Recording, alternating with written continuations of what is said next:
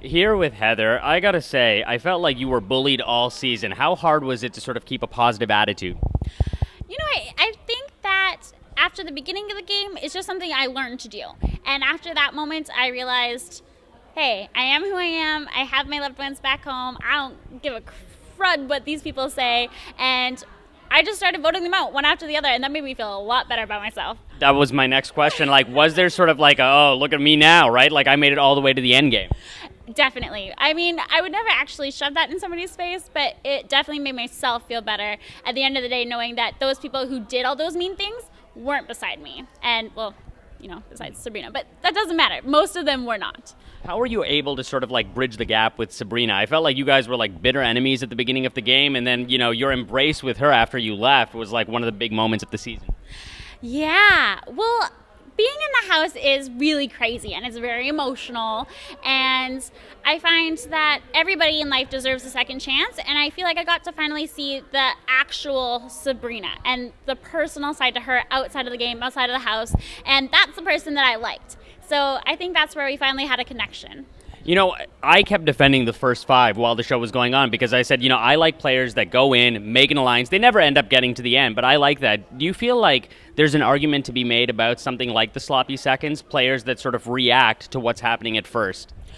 Well, I think what made the sloppy seconds so great was that each of those people were from a bigger group originally in a different alliance. Only we were always the underdogs of each alliance. So I think that there are different ways to play this game, and I definitely love watching strong competitors. But as long as those people who are on the bottom eventually show how strong they were, I think that's just as much fun to watch, because this way is not just a common thing all the way throughout the game.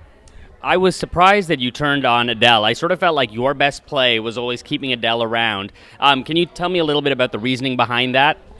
Of course. I would like to let you know that that was my biggest regret in the house. Okay. I definitely would have gotten farther if I kept him in the game. But at the time, I was just thinking along the lines of I didn't know if Adele would take me to the end, and I felt like Sabrina would do anything in the game to stay. So I felt like she was more swayable than Adele was at the time. Obviously, it was the wrong choice, but that's why I made that decision. I want to talk a little bit about Netta's decision. Do you feel like Netta sort of like casting you away and sort of hitching her caboose to like John and Sabrina, was that a bad move? Because you would have taken her to the end. I feel like you would have, even if you had a better chance of winning against Sabrina. I definitely would have taken Netta to the end. I think that we definitely all made mistakes in our game, and if she wanted to bring me to the end, I feel like it would have benefited her times a million. But she is my best friend, and I ultimately got kicked out before she did, so the best to her, right? I had to tell you, like, the reason that I wanted to do this interview so badly is I'm like, that voice cannot be real. So do you get that a lot? All the time, especially when I get really excited because it goes that much higher, and it's not even something I mean to do. It's just something that happens. Have you watched the U.S. seasons of the show? I have watched some of them. I haven't gone to watch all of them. I'm definitely going home and watching all of them, but the ones that I did watch, I loved. Do you find that, like, the Canadian seasons are a little bit nicer? I mean, I know, obviously, like, you're maybe not the right person to ask because you were so bullied, but I certainly feel like there's a difference just with everybody on Canadian Big Brothers. You know what? I kind of do.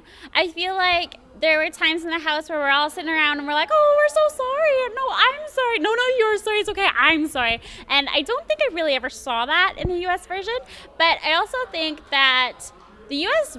rocked it, and how they are to each other is what makes them so amazing. And I think that's why a lot of our big fights in the house made us so amazing and so entertaining to watch. So by the end of the day, it's still a TV show, and they put their people in the house for that exact reason. And finally, were you surprised that John cut Netta? I mean, he obviously did it to you first, so it couldn't have come as that big of a surprise. I was really hoping he'd bring her to the end morally for those reasons, and I wanted to see Netta in Final Two. I wanted her to win, and I wanted John to win, and this way both of my best friends would be winning. But I ultimately was very shocked. I thought that either John would bring Netta or Netta would not have brought John. But she still would have gone to the end, so she was the last person I expected to see walking on stage. And what's next for you? You know what? I want to see my family. I want to see my friends. I also want to see how I can go further in my career after this and see what big fans there is out there and see how the world has changed because I haven't seen it yet. Amazing. Heather, thank you so much. Thank you.